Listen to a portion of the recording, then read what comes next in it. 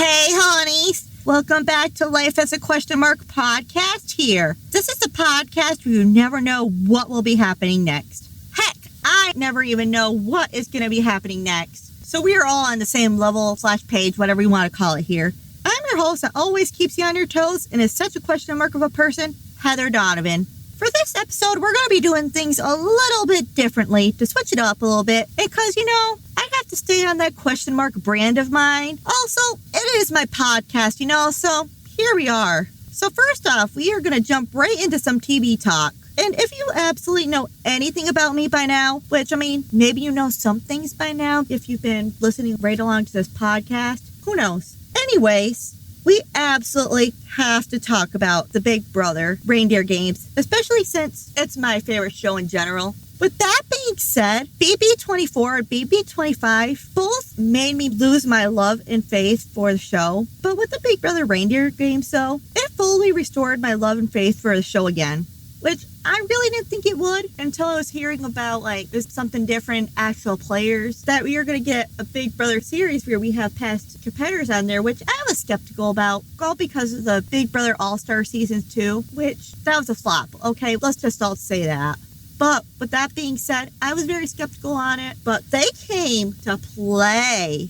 Really? And it was totally something I was expecting to like. But as I heard more about it and who was playing, Brittany Hines, I was like, okay, this is definitely a must. And she's going to definitely bring something to the table. And Frankie was like, ooh, okay, I haven't seen him in a while. He'll definitely spice things up. And they just had some good players on there. In short, this series or spin-off series of Big Brother, whatever it is, was absolutely incredible. And I heard that they are working on season 2 or planning for it and possibly already casting it already. I don't know about the casting part. Probably they're trying to line up these people that they really want to get on there. I'm sure they'd probably get Brittany Hines on there again. They'd probably try to get Derek Levasseur. People like that. So, I have no doubt that they're probably working on casting for that, try to get these people locked in, all that stuff. But I would not be mad about seeing it again next year. It was phenomenal. We finally got the type of cast that we absolutely should have gotten in the first place for Big Brother All-Star Season 2, or also known as Big Brother 22. We finally got Brittany Godwin, or if you're like me, you know her better as Brittany Hines, her maiden name. And when they were dating, all that stuff from all the way back from her first season on Big Brother 12, which, actually, no, that wasn't my first season. It was Big Brother 12 where Jordan won it. Anyway, we just haven't seen her in forever. And we saw a whole bunch of other people that we haven't seen in forever, such as Frankie and Daniel Reyes. I remember Frankie. I remembered him because I watched the season again for a second time not too long ago. But I was interested to see, if he was still that competitor to all that stuff. And as for Daniel Reyes, I gotta be honest, I have not watched that far back. I watched all the current seasons, all the way back to season 6. And I skipped the first All-Star season because I wanted to go back and see who the other players were first. And I got so busy, and I still have been busy, that I haven't really had a chance to pick it back up. But it's definitely something I'd like to see. But from what I've heard, she got robbed in her season of Big Brother. And she was a great player, which I can't wait to go back and see someday, hopefully, before I die. Anyway, with all that being said, we've gotten to see true, amazing Big Brother gameplay that we haven't seen in a very long time, and I was here for it. I think that's probably why I made great TV. That's what we should have been getting from these current seasons, even from these newer players. I feel like all these people are scared to play the game. And it's fair because look at society. Society, we're a mess, and we need to step it up and do better. And I am saying that, and I know I'm a part of society, and even I gotta step up and do better. And I say it all the time. I say it everywhere. I will be the first one to tell you that. This cast was not playing scared and played for themselves. Instead of playing with the house majority like we've been seeing for the past how many seasons now? Because in past seasons, I remember seeing at least a house divided, but not a majority house. Or people follow the majority house where they all have the same targets. But, whatever. But we gotta talk about the finale. And my prediction was not too far off from last episode. But that episode had me at the end of my seat and screaming at the TV and on the inside, all that shit, as Philly would say it. Who would have thought that Nicole would have beaten Xavier in the Santa Showdown? Xavier's good at puzzles, and Nicole, well, I'll get to her in a minute. And I'm not saying that as a bad thing. I've never had a problem with her or anything, so let's get that out of the way right now. And what I mean is, I don't remember her winning a lot of comps in her last season. basically talking about Big Brother All-Stars 2 that she played in. And I just figured that she was just a little rusty because she hasn't played for a while. But this is also a reminder to us all that we should never underestimate the power of a mama bear. I personally think that her being a mom on this season and just in general made her this kind of player that we've seen this season. I thought that Taylor and Frankie was an even match for Santa's showdown. Honestly though, I thought that Taylor had the win in the bag against Nicole for the whole thing. And let me backtrack for a little bit. I kind of had it right for the final 3. I just didn't have Xavier in there. I kind of would have thought that Nicole, Frankie, and Brittany would have got him out. But, I mean, it just wasn't in the cards for him, I guess. And I don't know. It was like all Taylor who mostly brought him and made I don't know. Anyway, the only thing I had wrong in my prediction was Brittany not going to the Final 4 Santa Showdown. I mean, really, that's not bad for predicting it. But anyway, that mom power, man. You just never underestimate it, ever. I'm not even mad about it, though. I'm happy for her, and she deserves it. And going into this next statement, I realize that some haters will come out, and some might even try to cancel me, which is total BS because we live in the United States of America where people literally have died and continue dying for freedom. But, I mean, whatever. Haters gonna hate. But with that being said, though, I like Nicole Franzel. I know a lot of people will disagree on me with this, too. And it's mostly about that Ian situation where she supposedly laughed at him or something on the live feeds. I really don't know much about it because I didn't watch the live feeds that year. I think the only year I really got into the live feeds was Big Brother 23 because that shit was entertaining. They had some pretty amazing content. But the Ian thing, let me tell you this. She has anxiety, but she has such a great vibe and energy about her. I think that people do not like those who are different and are quirky. Tell me that I'm wrong about that. Us as a society, we are trained in. It's a learned behavior to not like and hate those that are different from us. And I have seen that a lot of times. She does have anxiety, which seems to be the type of anxiety that could just cripple somebody. And she has been very honest and open about this. And going back to Ian thing, when people are nervous or in a situation that they are uncomfortable in, this is common psychology, by the way. Like my comment, don't like it, doesn't really matter. But it is psychology, know your education. When somebody is uncomfortable and they are anxious, they'll just do a nervous laugh and whatever else. Just do actions that they don't mean to come off as something else. And I know that because I do it. I have anxiety the whole entire 9 yards. So, I mean, I get it. And I have 2 severely autistic brothers. I know I talked about this in the last episode. My brothers are so autistic to the point where they are on a 3 to 8 year old level mentally and emotionally. But physically, they can be like a football player. They're over 6 foot. Like, they're 6'4" a piece or something like that. And they're about 200 pounds a piece plus some, whatever. You know what I mean. But they're so severely autistic to the point that they'll never be able to drive a car. They'll never be able to take care of their own finances. They'll never be able to have a job. They can't even be left alone without supervision. That's how bad they are. And I know that some people, like the people on Twitter who came after me years ago when this was happening, I was defending Nicole Franzel. They'll say, oh, well, you have 2 autistic brothers. You're not standing with them. No, this is not what this is about. I am not offended that she did any of that because looking into her from a psychology standpoint and how she was acting and how she liked Ian and stuff, I really think that society and people took that differently who do not have the psychology background or have the psychology knowledge or whatever you want to call it. But anyway, that's just my rant. I'll probably get back into that in a minute, whatever. Also, this is going into my next point too, or mention whatever you want to call it. She has a podcast currently. I'll get to talking about that in a minute. She was doing it with Victor at one point, and him and her were talking about, like, the situation that happened with Ian that I was just talking about. And honestly, she seemed pretty genuine. She was crying, everything. So, I mean, honestly, I believe her that she didn't mean it in a malicious way, and all of this hate is really constitutionalized against her. I just don't understand the hate in this world, or understanding, or taking and looking from something at another point of view, or even putting themselves in somebody else's shoes or situation. I just don't understand it, but it's a humanitarianism is me as an Aquarius. But anyway, she has a podcast with her mom, Jenny. She used to do it with Victor. He got busy. He's a police officer. I don't know if he graduated from barber school or not, but he was trying to become a barber or something. And he just got really busy. And generally, he wasn't interested in doing the podcast. And that's okay. If you're not interested in doing it, I believe you shouldn't put your full potential in it. I think that you should do what you need to do and want to do. But anyway, this podcast that she does with her mother is called Coco Caliente. And it's a mother-daughter podcast where they mostly talk about motherhood and updates us about their lives. Honestly, though, I've stopped listening to it probably since the summer of 2022. Not because of anything bad. Not that I don't like her or anything. It's just, number one, I ran out of my room on my iPod. I have so many others to listen to, like the Battle Podcast, Back to the Bar, The Winner Circle, Girlfriend Material, all that stuff. So I just have other podcasts to listen to before it, and I just didn't have room in my iPod anymore. Also, this is just me, and I don't mean anything negative by this next statement. It's just gotten boring to me, and I'm just not a mother, and I have zero plans to become one as of now, although I could be more open to it later in life under the right circumstances. If maybe I had the right partner, maybe I'd do it alone, who knows? I don't know. Can't really tell what my life has planned, and I have psychic instincts and stuff, but I really don't care to foresee my own life at points. So, there's that. I personally liked it better when her and Victor were doing the podcast together, but life just gets busy, and like I said, he wanted to do his own thing and all that stuff. But I mean, her mom's great too.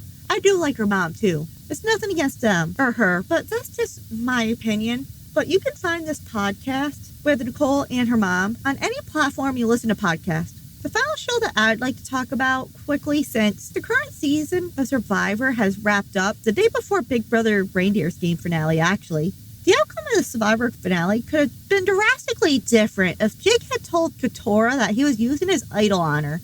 Even she said that herself, and I do believe she would have went along with Jake and voted out Dee. But, he didn't do that. But she would have voted with him and wouldn't have changed her vote to Julie. And like I said, I don't blame her for changing her vote because she was in fight or flight mode. If she thought that the majority of the votes were going to be on her and that Jake was saving herself with his own idol.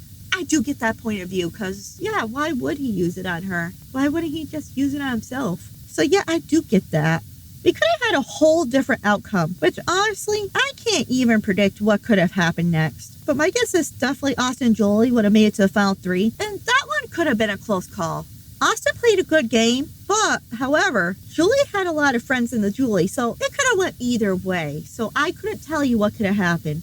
I do want to add, too, that the comp that Jake broke was very easy to break. That's all you had to do was put a certain amount of force with the right movement against that competition. But that comp was very easy to break, and that is my 2 cents. Anybody could have done it.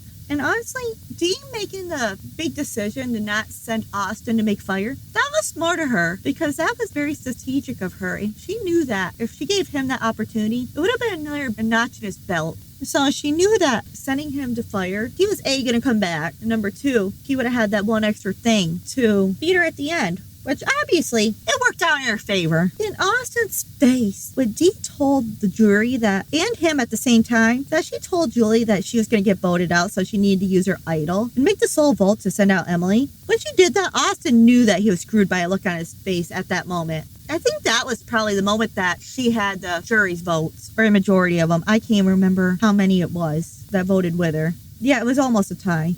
Emily's statement when she held up her vote and told Dee that if she spent 1 penny of the million on that boy, then she would personally be flying out to Miami and take the money from her was fire. And I don't say that very often. So Emily made fire without even going into the fire making challenge. But man, that jury vote being so close that it was like 2 votes away from the tie, that was like really close. But I think that Dee got those 2 votes because of that truth. I really couldn't tell you. It also surprises me how Jake didn't get 1 vote though. I really thought that he did play a good game. If you look at the big picture, he had the odds against him the majority of the game, and he still made it to the final 3, even though he was supposed to get voted out multiple times. So, I mean, I am kind of shocked he didn't get 1 vote for that. Even though the season sucked until the very few last episodes where they finally decided to play Survivor, I'm glad that Dee won. She won the majority of the comps and played a good social game. Well, one of the better ones. Whatever. You know what I mean. Now for our main course of the episode. Since we are still in the beginning of the new year, I've decided to do something cool and different with you all. But before I do that, let me address the Christmas episode being late. And originally for this one being late, it's fine. It's great. I did not foresee more things than usual coming down on me in the last few weeks of December. Even though we don't really celebrate Christmas, we talked about that in the last episode. But the thing is that it wasn't even at all Christmas related. It was mostly life related stuff. Another thing too is, I have to be honest about, is that I have been either very busy to actually edit the audio of the episodes, or I have been very heavily procrastinating on editing the episodes itself. I have realized that editing these audios for the episodes is not even for me. It's just not an interest of mine personally. I'd rather plan and record the episodes and do the social media work for the pod than edit the episodes. Basically do almost everything else for the pod but edit. But my hope is to someday outsource the editing out so that I can not only get these episodes out in a more timely manner, but also be able to put my attention into other areas of the podcast, which I have been neglecting right now because of the audio and life being busy and all that shit. Thanks, Mama Felicia from Big Brother 25. So that is one of my main goals for the podcast for this new year. So if anyone has any ideas that would help me achieve this goal or get closer to it, that'd be amazing. But back to talking about the Christmas episode. Just because it says Christmas does not mean that you could not use that topic for other holidays or special days, such as, for example, Thanksgiving, Easter, New Year's, birthdays, Mother's Day, Father's Day. The topic is really interchangeable for any time. Just pretend that it doesn't say Christmas, it says whatever you can use it for. I mean, heck, when I was editing the audio for the episode, I even taken away some things from that. I'm like, well, that's pretty great to think about and remember. So, I mean, it's not only interchangeable, there are things you can learn from it in there, and lists you can take away from it. So that is one of my presents to you all for the New Year's. So that being said, Merry New Year's. For my next New Year's gift, I will be giving you guys the real meat and potatoes of the episode. This episode, I will be leading you all in affirmations for your New Year's. If you don't know what affirmations are, affirmations refer primarily to the practice of positive thinking and self-empowerment, fostering the belief that a positive mental attitude is supported by affirmations that will achieve success in anything. Affirmations can be any positive statement that resonates with yourself. In short, affirmations are positive statements and self-talk that help you empower yourself, create a positive mental attitude, and helps you improve your self-esteem and just improve yourself in general. I'll even admit that I myself am not nice to myself, and I am sure that you all are very similar to this as well. So going into this new year, I thought that would be a fantastic idea to do affirmations to give us a better positive start into this new year. At this time, I encourage you to go somewhere that is quiet and peaceful, get comfortable, and repeat what I say after me. I will give you guys a few seconds to find somewhere to do this. Please go into this with a clear, empty mind, as this will be the most effective way to do this exercise.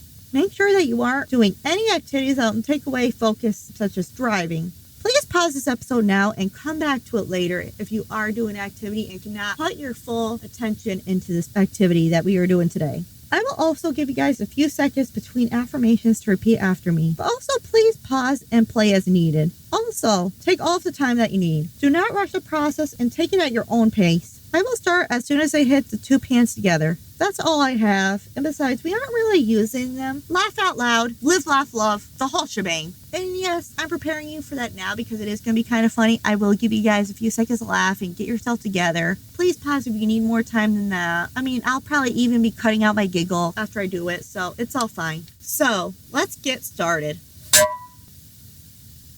I am ready for a new beginning. This is my year. I am so grateful to be able to go into this new year. I am determined to move forward this year. I am so grateful for the fresh start and new beginning that this new year brings to me. The best time for new beginnings is this year. This year will be a time to create a new path. I will be in full control of my life this year. Going into this year, I have everything that I need within me to achieve my hopes, goals, and dreams. This year, I have all the skills I need. As I step into this new year, I see limitless hope, love, and possibilities.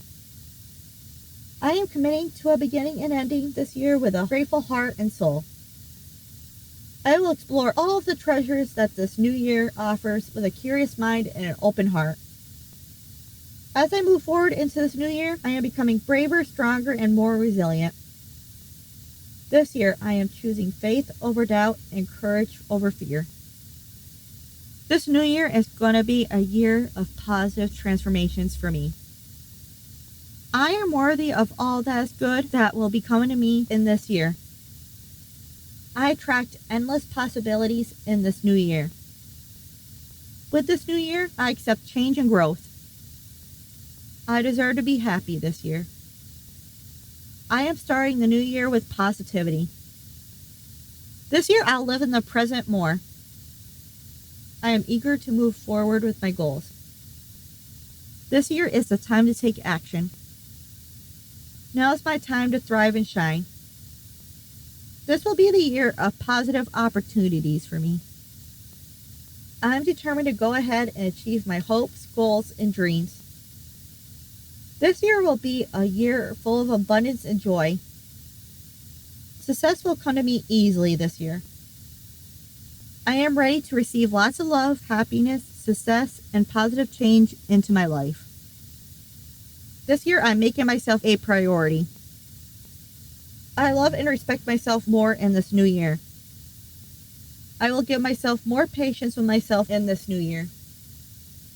In this new year, I am creating healthy boundaries for myself. I will take great care of my health in the new year. I release all of my poor health issues in this new year. I love the person that I am becoming in this new year. I release the person that I didn't love in this new year. I am grateful to those who will support me in this new year and release those whom are unsupportive haters. I release the need for someone else's good opinion for myself in this new year. This year, I give myself the permission to focus on the people, things, and experiences that lights up my soul. I am ready and willing to receive all of the miracles and magic that is coming my way in the new year. I am grateful for everything that I have and everything that is on its way to me right now in this new year. I am grateful for the lessons from the past years. I'm leaving regrets behind me within the past years. I release the need to do everything perfectly in this new year. I let go of any fear of the past year and all the negatives that come with it. I let go of any fear that I am or may be having for this coming year. I am grateful for this fresh start. I forgive myself for this last year and grant myself a fresh start. I am excited to see the positives happen in the future. I am thankful for the opportunities I've had over the years and for the new opportunities that will be coming this year. I release all negative vibes and energies from the past years and welcome the positive vibes and energies coming into this new year. I am proud of the journey that has brought me here today and am excited to move forward into a new chapter. I will make the best and most of everything that will be coming my way this year. I now will shuffle and then pull one tarot card out of the deck to help point my listeners and supporters out to the main thing that they should look for and keep an eye out for in this new year of 2024. So, Spirit Guides, what should my listeners and supporters mainly look out for and keep an eye out for in this new year of 2024? Let's see what we got.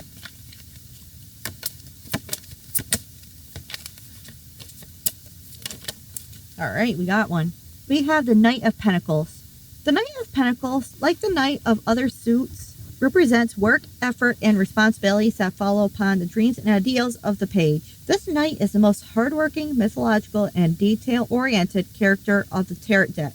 He may not be the most inspiring or creative knight, but he'll do the work and get the results he'll see, even if the work is highly repetitive or routine. When this card appears in a tarot reading, you are working methodologically towards your goals. You have a plan in place or are sticking to your schedule to get the job done. You may not work particularly quickly, but you are consistent, dedicated, and committed to your goal. Put one foot in front of the other and finish the job. This card also asks you to continue doing what you are doing, plodding along and making gradual progress. No need to change your approach. Go with the flow, stick to your usual routines, and over time, you will reach your goal. The Knight of Pentacles shows you that you are a natural planner and implementer. You envision your goal, determine your best course of action, and then stick to your path. With a mythological, relentless focus, you are in your implementation mode. The job will get done even if it requires hard work along the way. Meticulously in your approach, you make sure that everything is planned and executed down to the tiniest detail. And you will never leave a job half done. It's essential to you that you complete all assigned tasks and projects to a certain standard, and that you follow through on your promises.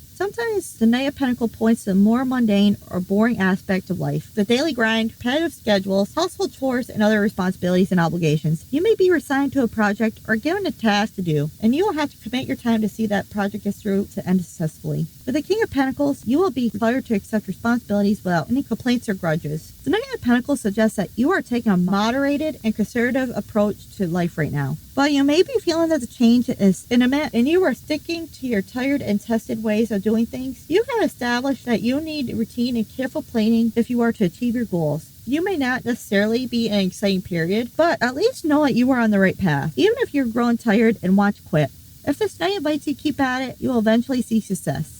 All right, so what the spirit guides are telling me right now is that you may feel like you are stuck on something, most likely a project, and that you may feel tired or that it's not going anywhere, but they are telling me to tell you to stick to it, that you need to keep up with the grind and keep doing what you're doing and have patience. It will come through, it will happen, and to have faith and to keep at it. You are doing fine. That is my interpretations of the reading, and that is what the spirit guides are telling me. Now we are at the point where we're at the end of the episode. So don't forget to rate, review, subscribe, and tell your favorite stranger about the podcast. You can follow and converse with the podcast and other listeners of the pod by following the podcast social medias. The Facebook is Life as a Podcast, and the Instagram and TikTok is Life as a Pod. I really love hearing from you all, and especially from your feedback about the pod. It really helps podcasts come better. If you'd like me to touch more on a past subject, or like me to talk about a particular subject, hit the podcast pages up. We want to know what's working for the podcast, what's not working, what you guys want to hear more of, what you guys want to hear less of, all that shit.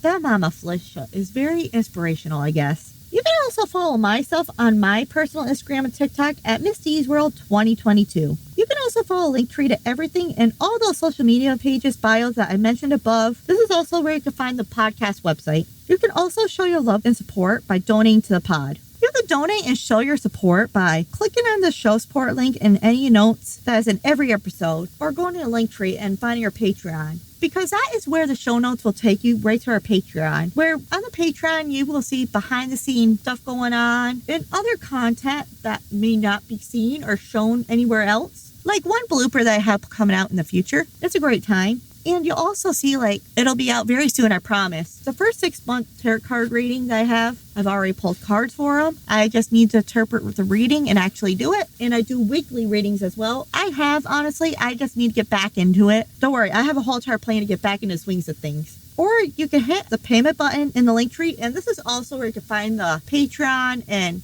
besides going to the show support notes, all that stuff. When you make a donation showing your support, no matter how big or small it may be, I will give you a shout out on an episode of the podcast. And if you aren't in the shout outs, though, then that's okay. I've got you. I could give someone a message on an episode of the podcast instead. I could give messages for other people, such as, for example, proposals, wedding proposals. Give someone the bad news that you want a divorce. Hey, I don't judge. Sometimes things just don't work. Or you could tell someone to pick off the goddamn clothes off the floor because you're sick of tripping over them. I don't know. But for whatever you choose to get for your support, it's a small token from me and the podcast as a thank you for showing your support. Please make all donations for family and friends, though. All donations will go 100% towards podcast only. For example, it could go towards paying subscription costs for either the program that I use to edit all the podcasts on, or towards the website subscription if I need new equipment or extra equipment for the pod, or it could go towards any traveling expenses I could have for the pod. So for this episode, I will close with a random word of the episode. And get ready, this is a good one. So this episode's random word of the episode is